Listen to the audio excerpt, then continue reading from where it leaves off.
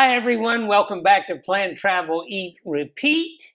My name is Nicky. This is my wonderful wife, Mitzi. If it's your first time here, thanks for visiting. We appreciate it. And if you are a return subscriber, hey, welcome back, and we definitely appreciate it. We are going to talk about top international travel tips today, and we've got some really good ones for you. The first one that we're going to dive into is very important. It's something a lot of people don't think about, but documents.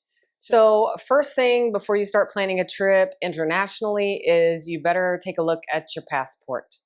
I have heard horror stories about people who realize they're about to leave for a trip, and there's two things that most other countries will definitely want in your passport, which is at least 6 months before it's going to expire. And also you do need a few extra pages. Some countries want 3, 6, but just make sure there's some empty pages for stamps and whatnot in your passport. And then another important tip that you do want to know about is, just in case your luggage or you get pickpocketed or whatever, is if you lose your passport. And that is a horrible, horrible feeling if you are, say, in another country and now you need those travel documents to continue traveling or to get back home. So the most important thing with your passport is to make a photocopy of the bio page, which is where your picture is. You want to get the full passport in the picture. All the edges do not go so tied in where you can't see the edge of the passport.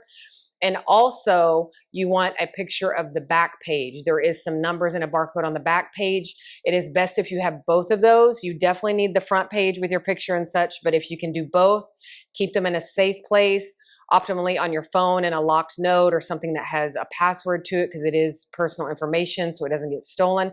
But you want those on you at all times. It is also nice if a country wants you to carry your passport, but you don't feel comfortable doing that. At least you have that copy on your phone and you can leave the real one in a safe place, like in your hotel or Airbnb. So that is very, very important. I would check that out really before you're booking the trip to make sure it's not time to renew or that you need a new one.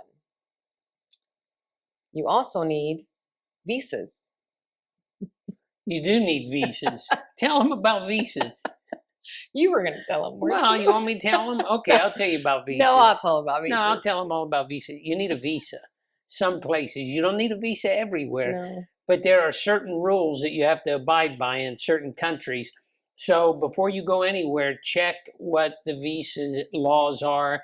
Normally they're not too expensive, but I know things are changing a little bit around Europe and things. So just stay up to date with that. One of the easiest places to find information about that is actually on the US government website. If you type in a country, it will tell you very important information about that as well, or you can go to the country's homepage as well, but it is very important to have that. The other thing we print out is? We print out all of our confirmations for lodging, excursions, everything like that, because if you get to a hotel and it's 2 o'clock in the morning and they're like, we don't have room for you because you didn't make a reservation, and you're like, I have the confirmation right here. You know, it really makes a difference. So having copies of that stuff, it really works. And she had mentioned, what were we talking about? The visa thing. And you said, oh, the government program. Just wanted you to know that the government program is called the STEP program. So just Google the STEP program. You can sign up for wherever you're going. The next thing that we're going to dive into is different apps. And there are some great apps that we use. Probably two of my favorite apps are Google Maps, because you can download maps. So when you're somewhere and you lose signal and you're walking or driving somewhere, you have a downloaded map, and that works great. And another one is Google Translate. Now, Google Translate is an excellent app in just about every country. The only place that I had some difficulty with it was in Vietnam when I was having a suit made. I went in to have a suit made, and the guy's trying to fit this beautiful body right. And as he's going through this, I'm like, I was like talking to the camera, talking to the microphone. So I'm talking into Google Translate. He couldn't understand. I didn't understand what he said. He's telling me something about the dentist. So the Vietnamese language is a little challenging there. But overall, those two are my favorite. It's very helpful. You can like scan menus and whatnot. So definitely make sure you do that. Another way we stay connected. Scan menus to translate. Yeah. Is with an eSIM. You can use your cell phone plan if you would like. It's usually a per day service. So depending on how long your trip is, like ours is usually 4 to 6 weeks at a time in different countries. So you're going to want an eSIM. And basically that's just gives you another phone number for whatever country you're going to. And how that works is you can do just a data plan. So you can download those maps Nikki was talking about. Or you can also do a cell and a data plan in case you want to do phone calls. And I'm sure there's a whole slew of companies and stuff. So maybe we'll do another video at a later date to kind of dive into just eSIMs because it is a lot of information. The other thing that's very important is to Google what transportation apps may be available for whatever mode you plan on using. So you already have airline ones, but if you plan on using taxis or ride shares, different countries have different ones. Popular in the US is Uber. Popular in Mexico is Uber. But over in Asia, it might be Bolt or something else. So you just want to make sure you've Googled which ones they use in their country because it can be very helpful to have that already loaded in your country and your credit cards added in your country because sometimes it's harder to add them when you're already in an international destination. So ride shares, taxi, buses, trains, any of those that you're going to use, go Google what app would be most effective for you in those countries. The other thing is tour apps. So he mentioned printing off your confirmations for, say, tours or excursions, but to book those or to see in country what might be available is you just need to have those apps. So Viator, Expedia, things like that you can book tours on is helpful. And then we like to hike. So we actually have All Trails, which is a hiking app. You can download maps. That way, if you don't have great service, you can use those trail maps to keep going further with that. And Nikki's favorite app sometimes, food delivery. Yes. If there's bad weather or it's just super hot and you just have been out all day and you don't want to cook or in your hotel, you can Google what food delivery apps are available in that city. And you'll be surprised. And we've used them in several different countries now, and it's always been helpful. Oh, definitely. And if you're going to Vietnam or anything, we did some videos on Vietnam, and we put in there the apps that we used, and they were great, and they're really inexpensive. And you get a whole slew of food that you can order from different places. Yeah. Great deal. And if you're going to like major attractions in cities, sometimes the bigger ones will have some free downloads for some free audio tours and stuff. Like in Barcelona, there was some free audio tours for the park or for the cathedral. That's helpful. It's free if you don't want to pay for a paid tour, but you can still get the information that goes along with wherever you're going. So those are just some of our favorite apps. I always check and research ahead of time and make sure we already have downloaded on our phone before we leave home. Now, the next thing that we're going to talk about is technology. And that's, that is our favorite. You know, we try to have things as convenient as possible. And when you're traveling, you definitely, when you're out taking pictures or you're using your computer, you need that stuff to work. You need it to work on the airplane. And it's something a lot of people just don't think about. And you have to check the regulations when you're getting ready to go, because I was just on a flight the other day and they said 1 power bank per person. Well, I didn't know that, and I have 2 power banks and I had 2 of them with me, but you can use 2, and I want to show you the 2 that I have. This one is for a cell phone. This is what I use it for, a cell phone. So if I'm out and I'm taking a bunch of pictures or videos with my camera, I can just plug it with my cell phone camera. I can plug this in and it's wonderful. What else can you charge with this? Well, it's also great because you can charge your watch. Oh, yeah. Which always dies on the plane for an international flight. So you can charge your watch. You can charge with USB-C or USB-A. Show them how so it's very convenient. Yeah, you charge the port, and then it's got both, the wires right attached. Yep. Now, I have another one that I use, and this one, if I only get one, this is the one I'm taking. But Nikki, it's so heavy. You know what? For me, it's worth it. This will charge anything. This charges my MacBook Pro, and that's what I need it for. I need this for my MacBook Pro, but it'll also charge a cell phone or an iPad, whatever it is. So if I can have both, I'm taking both. If I can only have one, this is the one I'm going to take. So very important because you want to stay connected. You don't want to land, say, in Asia and go to get your ride share that I just talked about on the app and your phone is dead. No. So it's important to either make sure it's charged up on the plane from one of those externals or to make sure you plug it in when you land so you have all the juice you need to to use all those apps I just talked about. Or when you order an Uber or a Lyft or a Grab or what, and it's coming, and then your phone dies. Right. No. Nope.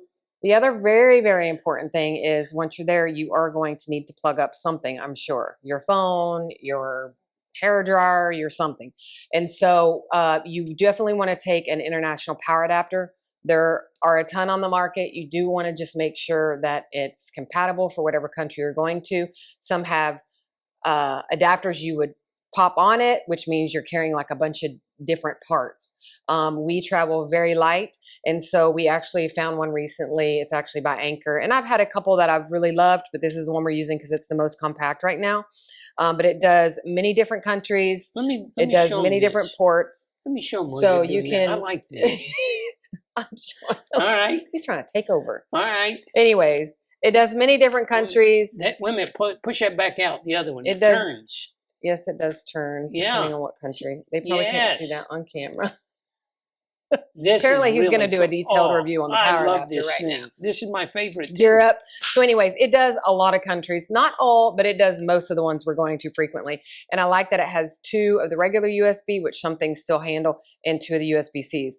And then you also still have a plug up here in front. So you plug it into the wall. You've got plenty of ways to keep your devices charged while you're in the country. So it's very important to have one of these. Show them why you have that little white thing on there. Oh, I have this on here because it does have a light if it's plugged into power, and I don't like staring at that at night.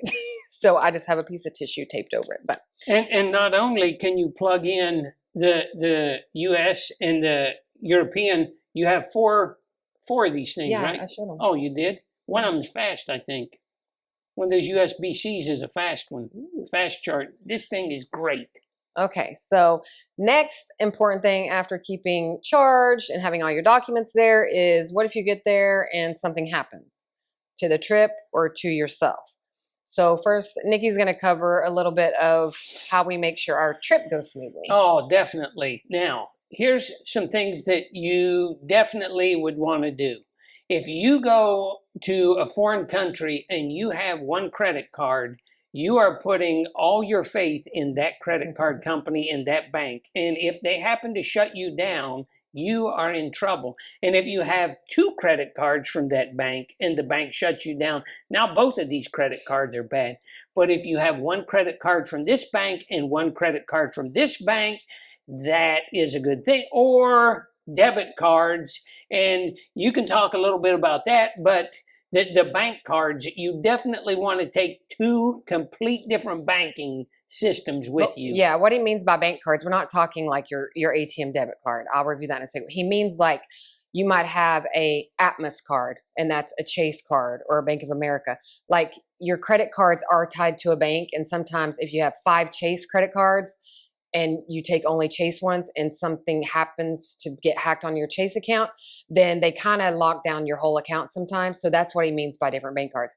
As far as true bank cards, like your debit card or your bank account that you're using at ATMs, it is very important to have at least you and your partner or you and your travel mate to have each their own.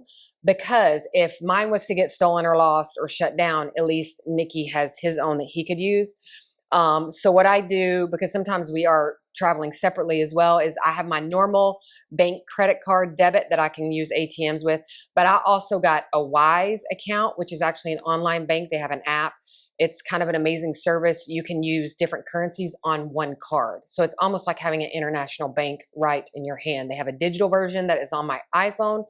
They also have a physical card that I could walk into any ATM in Asia or Italy or France or wherever and get money out that way. If you use it digitally, it's great because I could just transfer some of my US money into euros, and I can walk right up to a cafe if they have tap to pay and use that debit card as well. So if my regular US bank card was to get shut down, I would not be stranded without being able to get money out of an ATM or pay for things as well. So that's very important. And the other thing to keep in mind if you're using your physical bank cards from home at ATMs is I always Google the best ATMs for foreigners to use in that city, because for no transaction fees, because each bank has an ATM fee as well as your home bank may have an ATM fee for using One International. So I try to find, let's say in Cozumel, the bank that has the lowest ATM fee that they're going to charge me.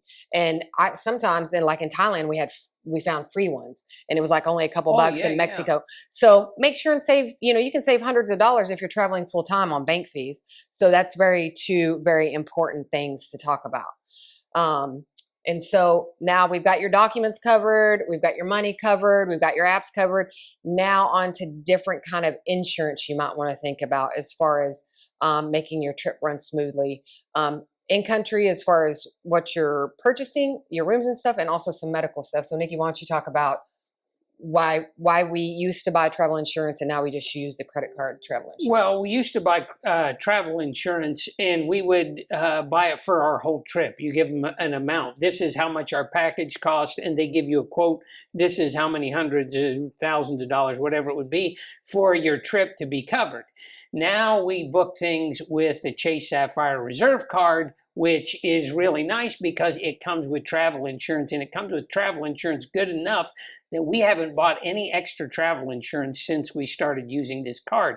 You don't have to pay for every single detail with the card, but you have to pay for you can look at the exact details of it, which is really nice, because what happens when you're in the middle of Turks and Caicos, no, not in the middle, we were on some island, Salt Key, where 60 people lived, and 30 of them were belongers, and 30 of them weren't. And they left us in the airfield, and there was no airplane, and there were no employees, and there was no car to get back away. And we had to pay to get out of there and pay to go to another island and get a bus and eat dinner and all this stuff. The insurance reimbursed us all. So it reimbursed everything. So you definitely... But that was a travel company. That was a company. But the Chase Sapphire Reserve is ranked to have one of the best coverages for travel insurance, so you're not having to buy both. So that's why we've decided, to rely heavily on that. And there is another company called Safety Wing that they're also great. They also have just travel insurance, like if your trip is canceled or a hotel had a fire and now you don't have a room and you have to rebook and they won't give you your money back, whatever. It's just good to have some coverage so you're not out money if something does go wrong on your trip. And the other thing to consider is, do you have any sort of medical insurance coverage when you're traveling internationally? Some of your home healthcare plans from your home country may cover you internationally, some do not. So I do know friends from Canada, when they come to the US, they do purchase a package because the US healthcare is so expensive. So if they were to get sick, it's worth them paying that little extra. But for us, we have an international plan because we travel so much. So just make sure you know what you would be out and what your coverages are. And everybody's different. Everybody's country is going to be different. But just make sure you look into that and don't get a surprise if you were to happen to get sick. Being that I'm in the medical field, my advice to you as well is to take photos of your prescription bottles for a few reasons. A, if something is lost or stolen, you don't have to try to remember what was the milligram or what doctor ordered it. And some countries will actually let you take that photo showing that it is yours and would be able to refill it for you if you ran out or it was stolen for some reason. Been there and done that, huh? That did happen to me in Costa Rica. So having a picture of everything made it much easier for a pharmacist really helpful. to I'm be not able. saying it was her. I'm not saying it was her fault because it's No, probably my fault. No, it was no one's fault. Wow. But it was nice to be able to say, hey, this is my prescription. Because they said if you can pull up your prescription from an app or if you show the bottles, then they could refill it for me. So that is nice. So the other tip is always, and most of the time airlines do remind you of this, but always keep your meds on you. I don't even put them, we only carry a backpack that goes under the seat and a rolling suitcase that we can carry on. But there are the odd occasions where they're like, the overhead bin is full, or your bag is a little too large to fit in that overhead bin. So although it was free to take it on, it doesn't fit still. Let's gate check. And in that like last minute kind of moment, you're just like, oh, okay. And they're like, hurry up, we're going to be late. And so they just tag it and go. And then for some reason, they're like, yeah, pick it up at the baggage claim. And then it doesn't show up. So never, never, never put them in anything but something that is staying within your vision. That is my advice to you. Because then for a few things, let's say you do take a medicine at a certain time and now it's under the airplane, and you could have just pulled it out in your backpack and taken it. International flights are long, 16 hours. So anyways, just make sure if it's something that you need to survive or something that would ruin your day if you did not have medication wise, please, please, please always keep it on you. And if you want to see some tips or anything like that about going to a hospital and having tips? anything that, well, I got some. We made a whole video about when I had to go to the hospital in where were we? Cozumel in Mexico, and that was it was quite the experience. And you can check that out if you want. But really, thank you so much for watching, and hopefully this really helped you out. And if it did, we would really appreciate if you would like and subscribe, share the station with your friends that travel, and we really want to thank you for that. And if you have any questions, please go ahead and comment. We check them frequently. So if you have anything, ask us and we'll get back to you as soon as we can. Also, anything that we talked about here is probably in our bio in the Amazon store. And also like the Wise links and stuff like that, I'll try to have Nikki put them down in the description of the video. So thanks for watching. Have a great day.